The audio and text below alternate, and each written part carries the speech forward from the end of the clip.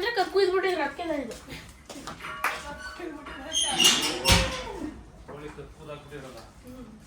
ಇದು ಸೈಡಿಗೆ ಹಾಕಿ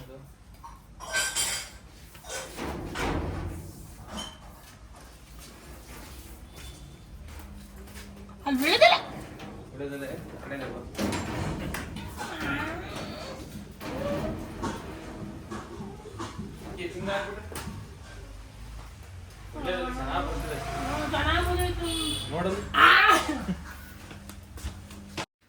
ಹಾಯ್ ಎಲ್ಲರಿಗೂ welcome back to my YouTube channel. ಎಲ್ಲರೂ ಹೇಗಿದ್ದೀರಾ? ನಾನು ಕೂಡ ಚೆನ್ನಾಗಿದ್ದೀನಿ. ಇವತ್ತು ಚಿಕನ್ ತಗೊಂಡು ಬಂದಿದ್ರು. ಚಿಕನ್ ತರೋದಕ್ಕೆ ಅಂತ ಹರಿ ಹೋಗುವಾಗ್ಲೇ ಭುವನ್ ಹಿಂದ್ಗಡೆ ಬಾಲದ ಥರ ಹೋಗ್ಬಿಟ್ಟ. ಮೋಸ್ಟ್ಲಿ ಮಕ್ಕಳೆಲ್ಲ ಹಾಗೆ ಅನಿಸುತ್ತೆ. ನಾವು ಚಿಕ್ಕವರಿದ್ದಾಗ ನಾನ್ ವೆಜ್ ಕ್ಲೀನ್ ಮಾಡೋದು ಅದು ಇದು ನೋಡೋದಕ್ಕೆ ನಾನಂತೂ ಇಷ್ಟಪಡ್ತಿದ್ದೆ. ಹಾಗೆಯೇ ಭುವನೂ ಕೂಡ ಚಿಕನ್ ಅಂಗಡಿಗೆ ಹೋಗ್ತೀನಿ ಅಂತ ಅಂದರೆ ಸಾಕು ನಾನು ಬರ್ತೀನಿ ಅಂತ ಹೋಗ್ತಾನೆ. ಅವ್ನಿಗೇನೋ ಖುಷಿ ಅನಿಸುತ್ತೆ ಮೋಸ್ಟ್ಲಿ ಅಲ್ಲಿ ಚಿಕನ್ನೆಲ್ಲ ಕಟ್ ಮಾಡೋದು ಅದೆಲ್ಲ ನೋಡೋದಕ್ಕೆ. ತರೋದಕ್ಕೆ ಮನೆಗೆ ತೊಗೊಂಬರೋದಕ್ಕೆ ಅವ್ನು ಚಿಕನ್ ಹಿಡ್ಕೊಬರ್ಬೇಕು, ಅವನಿಗೆ ಅದೇನೋ ಒಂಥರ ಖುಷಿ ಅದು. ಹಂಗಾಗಿ ಬಂದರು ಒಳಗಡೆ ಬಂದರು. ಆ ಪೈಪ್ ತೆಗ್ದಾಕಿ ಅಂತಂದರೆ ಹರಿ ಇದ್ಕಿದ್ದಂಗೆ ಪೈಪ್ ತಂದುಬಿಟ್ಟು ವಿಳ್ಯದೆಲೆ ಅಂಬಿತ್ತಲ್ಲ ಅದ್ರ ಮೇಲೆ ಹಾಕ್ಬಿಟ್ರು. ನಂಗೆ ಒಂಥರ ಆಗೋಯ್ತು. ಓಡೋಗೊಂದು ಗುದ್ದೆ ಬಿಟ್ಟೆ. ನಿಮಗೆ ಗೊತ್ತಾಗಲ್ವ ಅಷ್ಟು ಆ ಬಳ್ಳಿ ಮೇಲೆ ಹಾಕ್ತಿರಲ್ಲ, ಅದು ಗೊತ್ತಿರುತ್ತೆ. ವಿಳ್ಯದೆಲೆ ಬಳ್ಳಿ ಎಲ್ಲ ತುಂಬ ಸಾಫ್ಟ್ ಇರುತ್ತೆ. ಎಷ್ಟು ಕಷ್ಟಪಟ್ಟು ಬಂದಿರುತ್ತೆ. ನಾನು ಮಳೆ ನೀರೆಲ್ಲ ಊದು ಅಷ್ಟು ಕಷ್ಟಪಟ್ಟು ಬಂದಿದ್ದೆ. ಅದನ್ನು ಒಂದು ನಿಮಿಷಕ್ಕೆ ಹಿಂಗೆ ಪೈಪ್ ತಗೊಂಡೋಗಿ ವಿಳ್ಯದೆಲೆ ಮೇಲೆ ಹಾಕ್ಬಿಟ್ರು. ಗಂಡಸರು ಇಷ್ಟೊಂದು ಲೇಜಿನೂ ಆಗಬಾರ್ದು. ಏನು ಹೆಣ್ಮಕ್ಳು ಕೆಲವ್ರು ಪ್ರೀತಿಯಿಂದ ಹೂವಿನ ಗಿಡಗಳನ್ನೆಲ್ಲ ಬೆಳೆಸ್ಕೊಂಡಿರ್ತಾರೆ. ಹಾಗೇ ಹರಿಯಾಕೋ ತುಂಬ ಕುತ್ತಿಗೆ ನೋವು ಅಂತಾಯಿದ್ರು. ಬಂದು ಒಳಗಡೆ ಕೂತು ಎಲ್ಲ ಆದಮೇಲೆ ಇನ್ನು ನನ್ನ ಮಗ ಏನಪ್ಪ ಅಂದರೆ ಇವಾಗ ರೀಸೆಂಟಾಗಿ ಇಂಡಿಪೆಂಡೆನ್ಸ್ ಡೇ ಇರೋದ್ರಿಂದ ಒಂದು ಸ್ಪೀಚ್ ಕಲಿಯೋದಕ್ಕೆ ಕೇಳಿದಾರಂತೆ. ಬೇಡ ರೋದ್ನೆ, ನನಗೆ ಹೋಗ್ತಾ ಬರ್ತಾ ತಿರ್ಗಾ ಮುರ್ಗಾ ಏನೂ ಇಲ್ಲ. Good morning to everyone, my name is Bhuvan Gowda, I am 6th standard. ಅಯ್ಯೋ ದೇವ್ರೆ, ಅಷ್ಟೇ, ಮುಂದಕ್ಕೆ ಇನ್ನೇನು ಸ್ಪೀಚು ಬರ್ತಾಯಿಲ್ಲ, ಏನೂ ಇಲ್ಲ. ಅದನ್ನೇ ಹೇಳ್ತಾನೆ. ನಾನು ಹೇಳ್ತಾ ಇದ್ದೀನಿ, ಅದು ಕಲ್ತ್ಬಿಟ್ಟಿದೆಯಲ್ವ, ಅದು ಬರುತ್ತೆ. ನಿನ್ನ ಹೆಸರು, ನಿನ್ನ ಕ್ಲಾಸು, ಅವತ್ತು ಇಂಡಿಪೆಂಡೆನ್ಸ್ ಡೇ ಅನ್ನೋದೆಲ್ಲ ಬರುತ್ತೆ. ಅದು ಬಿಡು, ಮುಂದಕ್ಕೆ ಒಂಚೂರು ಏನಾದ್ರು ಕಲಿ ಅಂತ. ಅವನು ಹ್ಞೂ ಅಂತಲೇ ಇದ್ದಾನೆ. ಅದನ್ನು ಮಾತ್ರ ಶುರು ಮಾಡಿಬಿಡ್ತಾನೆ. ಹೋಗ್ತಾ ಬರ್ತಾ ಹೇಳ್ತಾನೆ ಇದ್ದಾನೆ. ನನಗಂತೂ ಹುಚ್ಚಿಡಿಯೋದೊಂದು ಬಾಕಿ ಇಂಡಿಪೆಂಡೆನ್ಸ್ ಡೇದು. ಹಾಗೆಯೇ ಚಿಕನ್ನ ನಾನು ಏನು ಕ್ಲೀನ್ ಮಾಡಿದ್ದು ಎಲ್ಲ ಏನು ತೊಳೆದಿದ್ದೆಲ್ಲ ಏನು ವಿಡಿಯೋ ತಗೊಳ್ಳಿಲ್ಲ. ಏನೋ ಮಾಡ್ತಾಯಿದ್ದೆ. ಇವರು ಅಪ್ಪ ಮಕ್ಕಳು ಕ್ಲೀನ್ ಮಾಡಿದ್ರು. ಹಾಗೆಯೇ ಇದು ಗಟ್ಟಿ ಕೋಳಿ ಅಂದರೆ ಪಾರಂ ಕೋಳಿ ಅಲ್ವಾ, ಹಾಗಾಗಿ ಇದನ್ನು ಅರಿಶಿನ ಉಪ್ಪಲ್ಲಿ ಬೇಯೋದಕ್ಕೆ ಇಡ್ತೆ. ಏನಂದರೆ ಉಪ್ಪು ಖಾರ ಎಲ್ಲ ಹಾಕಿ ಬೇಯಿಸೋದಕ್ಕೆ ತುಂಬ ಕಷ್ಟ ಆಗುತ್ತೆ ಈ ಕೋಳಿನ. ಅರಿಶಿನ ಪುಡಿ ಉಪ್ಪು ಹಾಕ್ಬಿಟ್ಟು ಸ್ವಲ್ಪ ಚೆನ್ನಾಗಿ ವಿಷಲ್ನ ಕೂಗಿಸ್ಕೊಂಡ್ರೆ ಸಾಫ್ಟಾಗಿ ಬೆಂದ ಮೇಲೆ ನಾವು ಅದಕ್ಕೆ ಉಪ್ಪು ಖಾರ ಏನು ಬೇಕೋ ಅದನ್ನು ಹಾಕ್ಕೊಂಡ್ರೆ ಸ್ವಲ್ಪ ಏನು ಚೆನ್ನಾಗಿ ಬೇಯುತ್ತೆ ಅಂತ ಹೇಳ್ಬೋದು.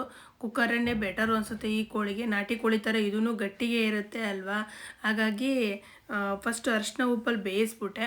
ಏನೋ ವಿಚಿತ್ರ ಆಗೋಯ್ತು ಈ ಚಿಕನ್ ಸಾಂಬಾರಂತೂ, ಆದರೆ ಟೇಸ್ಟ್ ಮಾತ್ರ ಸಖತ್ತಾಗಿತ್ತು. ಏನಂದರೆ ಇವಾಗ ಅರಿಶಿನ ಉಪ್ಪಲ್ಲಿ ಬೇಯಿಸ್ಬಿಟ್ನಲ್ವ, ನಾನು ಮುಂಚೆ ಹೆಂಗೆ ಮಾಡ್ತಾಯಿದ್ದೆ ಅಂತ ಅಂದರೆ ಅರಿಶಿನ ಉಪ್ಪಲ್ಲಿ ಬೇಯೋದಕ್ಕೇ ಇಡುವಾಗಲೇ ಫಸ್ಟ್ ಒಂದು ಸ್ವಲ್ಪ ಹಸ್ರು ಖಾರ ಹಾಕ್ತಾಯಿದ್ದೆ. ಹೇಗೆ ಅಂದರೆ ಒಗ್ಗರಣೆಗೆ ಒಂದು ಈರುಳ್ಳಿ ಸಣ್ಣಕ್ಕೆ ಹಚ್ಚಿರೋದು, ಅದು ಫುಲ್ ಬ್ರೌನ್ ಆದಮೇಲೆ ಒಂದು ಸಣ್ಣ ಟೊಮೊಟೊನ ಸಣ್ಣದಾಗಿ ಹಚ್ಚಿ ಹಾಕಿ, ಅದು ಇದಾದಮೇಲೆ ಅದರೊಳಗಡೆ ಸ್ವಲ್ಪ ಅರಿಶಿನ ಪುಡಿ ಮತ್ತು ಉಪ್ಪು ಎಲ್ಲ ಹಾಕ್ಬಿಟ್ಟು ಈ ಚಿಕನ್ ಎಲ್ಲ ಹಾಕ್ಬಿಟ್ಟು ಒಂದು ಸ್ವಲ್ಪ ತಿರುಗಿಬಿಟ್ಟು ಆಮೇಲೆ ನೀರು ಹಾಕ್ಬಿಟ್ಟು ಅದರೊಳಗೆ ಹಸ್ರು ಖಾರ ಹಾಕಿ ಹಸ್ರು ಖಾರದ ಜೊತೆನೇ ಚಿಕನ್ನು ಹಾಕ್ಬಿಟ್ಟು ಚೆನ್ನಾಗಿ ಕೂಗಿಸ್ತಾ ಇದ್ದೆ. ಕಾಯಿ ಖಾರ ಹಾಕ್ತಾ ಇರಲಿಲ್ಲ, ಕಾಯಿ ಮಸಾಲೆ ಹಾಕ್ತಾ ಇರಲಿಲ್ಲ. ಚೆನ್ನಾಗಿ ಕೂಗಿಸಿ ಆದಮೇಲೆ ಬೆಂದಮೇಲೆ ತೆಗೆದ್ಮೇಲೆ ಹಸ್ರು ಖಾರದೊಳಗೆ ಬೆಂದಿರೋದಲ್ವ, ಅದಕ್ಕೆ ನಾನು ಖಾರ ಪುಡಿ ಮತ್ತು ಸಾಂಬಾರು ಪುಡಿ ಆಮೇಲೆ ಏನು ಕಾಯಿ ಮಸಾಲೆನ ಹಾಕಿ ಚೆನ್ನಾಗಿ ಕುದಿಸ್ಕೊತಾ ಇದ್ದೆ.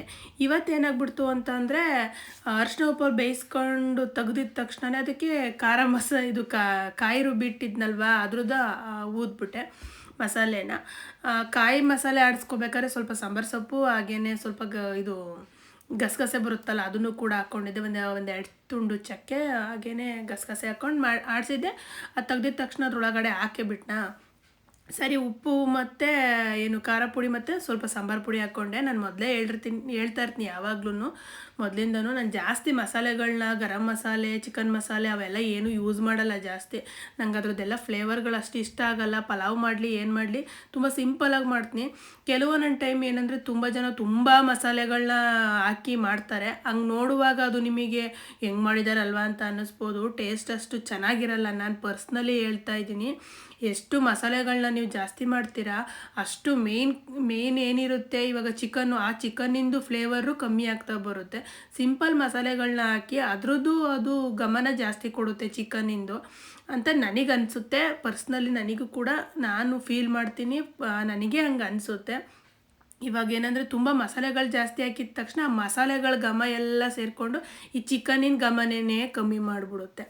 ಸೊ ಇದೆಲ್ಲ ಆದಮೇಲೆ ಏನಾಯಿತು ಅಂತ ಅಂದರೆ ಇವಾಗ ಸಾಂಬಾರಿಗೆ ಅದಕ್ಕೆಲ್ಲ ರೆಡಿ ಮಾಡಿದೆ. ಇದಕ್ಕೆ ಒಗ್ಗರಣೆನೇ ಇಲ್ದಂಗೆ ಆಗ್ಬಿಡ್ತು, ಒಗ್ಗರಣೆನೇ ಹಾಕಿಲ್ಲ ನಾನು. ನೆಕ್ಸ್ಟು ಮತ್ತು ಇನ್ನೊಂದು ಸಣ್ಣ ಕುಕ್ಕರಲ್ಲಿ ಸ್ವಲ್ಪ ಒಗ್ಗರಣೆ ಹಾಕ್ಕೊಂಡೆ. ಈರುಳ್ಳಿ, ಟೊಮೊಟೊ, ಆಮೇಲೆ ಸ್ವಲ್ಪ ಸಾಂಬಾರು ಸೊಪ್ಪು ಹಾಕ್ತೆ ಅನಿಸುತ್ತೆ ಮೋಸ್ಟ್ಲಿ.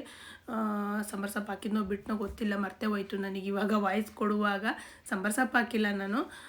ಶುಂಠಿ ಬೆಳ್ಳುಳ್ಳಿ ಪೇಸ್ಟು, ಈರುಳ್ಳಿ, ಟೊಮೊಟೊ ಎಲ್ಲನೂ ಏನು ಸ್ವಲ್ಪ ಹುರಿದ್ಬಿಟ್ಟು ಅದನ್ನು ಈ ಸಾಂಬಾರೊಳಗೆ ಹಾಕಿ ತಿರುವುದೆ. ಒಂದು ಸ್ವಲ್ಪ ಒಗ್ಗರಣೆ ಕೊಟ್ಟೆ ಅಂತಂತ ಹೇಳ್ಬೋದು.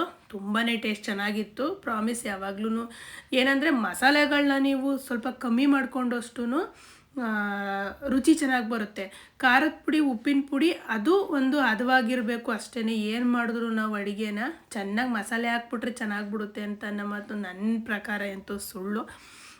ಅದನ್ನು ನಾನು ಯಾವಾಗಲೂ ಫಾಲೋ ಮಾಡ್ತೀನಿ. ಮಸಾಲೆಗಳನ್ನೇ ಜಾಸ್ತಿ ಹಾಕೋದನ್ನು ತಲೆಗೆ ಇಟ್ಕೊಳ್ಳಲ್ಲ ನಾನು. ಅಡುಗೆಗೆ ಏನು ರುಚಿ ಆಗಬೇಕು ನೋಡಿ. ಹಿಂದಿನ ಕಾಲದಲ್ಲೆಲ್ಲ ಬರೀ ಉಪ್ಪು ಖಾರ ಪುಡಿ ಹಾಕ್ಕೊಂಡೇ ನಾನ್ ವೆಜ್ನ ಮಾಡ್ತಾಯಿದ್ರು. ಅವಾಗೆಲ್ಲ ಇತ್ತು ಆ ಥರದ ಮಸಾಲೆಗಳೆಲ್ಲ. ಎಲ್ಲೋ ಹೊರಗಡೆ ಹೊಲದ ಬದಿಯಲ್ಲೋ ಎಲ್ಲೋ ಒಂದು ಕಡೆ ಏನೋ ನಾನ್ ವೆಜ್ ಮಾಡುವಾಗೆಲ್ಲ ಎಷ್ಟೊಂದು ಜನ ಗಂಡು ಮಕ್ಳುಗಳು ಅವ್ರವರೇ ಅಡುಗೆ ಮಾಡ್ಕೋತಾರಲ್ಲ ಅವ್ರು ಬರೀ ಉಪ್ಪು ಖಾರ ಪುಡಿ ಅಷ್ಟೇ, ಇನ್ನೇನೂ ಹಾಕಲ್ಲ. ಏನಾದ್ರು ಒಂಚೂರು ಆಯಲ್ಲು ಉಪ್ಪು ಖಾರ ಪುಡಿ ಹಾಕ್ಕೊಂಡು ಹಂಗೆ ಸುಟ್ಕೊಂಡು ತಿಂತಾ ಇರ್ತವೆ.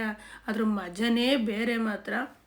ಏನಂದರೆ ಮೇಯ್ನು ಇವಾಗ ಚಿಕನಿನ ಫ್ಲೇವರು ಅದ್ರ ಘಮ ಏನು ಕೊಡಬೇಕು ಅದು ಜಾಸ್ತಿ ಕೊಡುತ್ತೆ. ಅವಾಗ ನಾವು ಇರಬರ ಏನೇನೋ ಮಸಾಲೆಗಳೆಲ್ಲ ಹಾಕೋಬಿಟ್ರೆ ಅದು ಆ ಚಿಕನ್ ಮಸಾಲೆ ಚಿಕನಿಂದು ಏನು ಫ್ಲೇವರ್ ಅದೆಲ್ಲ ಕಮ್ಮಿ ಆಗಿಬಿಡುತ್ತೆ.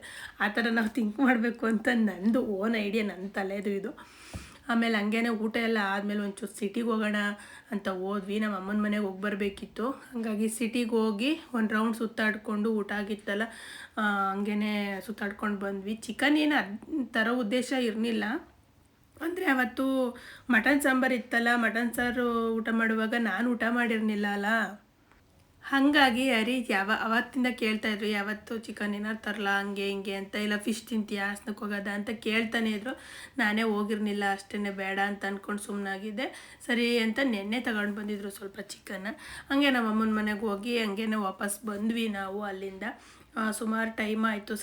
ನೈಟ್ ಹೋಗಿದ್ದೇನೆ, ನೈಟ್ ಅಲ್ವ. ನಾವು ಮನೆಯಿಂದ ಇಲ್ಲಿಂದ ಹೊರಟಾಗ್ಲೇ 9 ಗಂಟೆ ಮೇಲಾಗಿತ್ತು. ಅಲ್ಲಿಂದ ಬರೋಷ್ಟೊಳಗೆ ಒಂದು 10:30 11 ಗಂಟೆ ಟೈಮ್ ಆಯಿತು. ಹಾಗೆಯೇ ಫ್ರೆಂಡ್ಸ್, ಇದು ನೆಕ್ಸ್ಟ್ ಡೇ ಮಾರ್ನಿಂಗ್. ಇದು ಸ್ವಲ್ಪ ಲೇಟ್ ಆಯಿತು. ನೈಟ್ ಮಲಗಿದ್ದು ಕೂಡ ಲೇಟ್ ಆಗಿದ್ದರಿಂದ ನಿಧಾನನೇ ಎದ್ದೆ. ಇನ್ನೇನು ಚಿಕನ್ ಸಾಂಬಾರು ಇತ್ತಲ್ವ, ಅದಕ್ಕೆ ರೈಸ್ ಏನಾದ್ರು ಮಾಡೋಣ ಅಂತ ಅಂದ್ಕೊಂಡಿದ್ದೆ. ಭುವನು ಕೂಡ ನಂಗೆ ರೈಸೇ ಮಾಡಿಕೊಡಮ್ಮ, ನಾನು ಅದನ್ನೇ ತೊಗೊಂಡು ಹೋಗ್ತೀನಿ ಸ್ಕೂಲಿಗೆ ಅಂತ ಹೇಳಿದ್ದ. ಹಾಗಾಗಿ ಹ್ಞೂ ಅಂತ ಅಂದ್ಕೊಂಡೆ. ಆದ್ರೂ ಸ್ವಲ್ಪ ದೋಸೆ ಇಟ್ಟಿತ್ತು.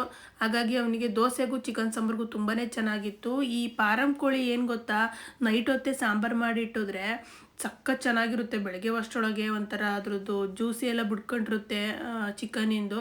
ಅವಾಗ ತಿನ್ನೋದಕ್ಕಿಂತನೂ ಬೆಳಗ್ಗೆ ಟೈಮು ಬಿಸಿ ಮಾಡಿಕೊಂಡಾಗ ಸಖತ್ ಟೇಸ್ಟಿಯಾಗಿರುತ್ತೆ. ದೋಸೆಗೂ ಅದಕ್ಕೂ ತುಂಬಾ ಚೆನ್ನಾಗಿತ್ತು. ದೋಸೆ ಹಿಟ್ಟು ಮಾತ್ರ ಜಾಸ್ತಿ ಇರಲಿಲ್ಲ. ಭುವನಿಗೆ ಇಲ್ಲೆರಡು ಹಾಕ್ಕೊಟ್ಟೆ ದೋಸೆ ತಿನ್ನೋದಕ್ಕೆ, ಅಲ್ಲಿಗೆ 2 ಹಾಕ್ಕೊಟ್ಟೆ. ಹಂಗೇನೆ ಅರಿಗೊಂದು 2 ದೋಸೆ ಹಾಕ್ಕೊಟ್ಟೆ, ನನಗೊಂದು 2 ದೋಸೆ ಆಯಿತು ಅಷ್ಟೇ. ಯಾಕೆಂದರೆ 4 ತಿಂತಾಯಿದ್ವೋ ಏನೋ ದೋಸೆ ಹಿಟ್ಟಿದ್ದಿದ್ರೆ. ದೋಸೆ ಹಿಟ್ಟೆ ಕಮ್ಮಿ ಇತ್ತು. ಹಾಗೆ ರೈಸು ಕೂಡ ಸ್ವಲ್ಪ ಇತ್ತು. ಹಾಗಾಗಿ ರೈಸು 2 ದೋಸೆ ತಿನ್ಕೊಂಡು ಚೂರು ರೈಸ್ ತಿನ್ಕೊಂಡ್ರು ಅಷ್ಟೇ. ಇವತ್ತೇ ದೋಸೆ ಹಿಟ್ಟು ಕಮ್ಮಿ ಇದೆಯಲ್ಲಪ್ಪ ಅಂತ ಇದ್ರು ಅಷ್ಟು ಚೆನ್ನಾಗಿತ್ತು ಮಾತ್ರ ದೋಸೆಗೂ ಸಾಂಬಾರಿಗೂ.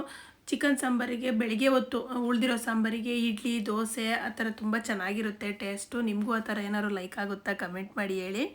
ಹಂಗೆ ಡ್ಯಾನಿ ಖುಷಿ ನೋಡಿ ನಮ್ಮನ್ನು ನೋಡಿ ಎಷ್ಟೋ ದಿವಸ ಆಗಿದೆ ಅಂತ ನಂಗೆ ಆಡ್ತಾನೆ.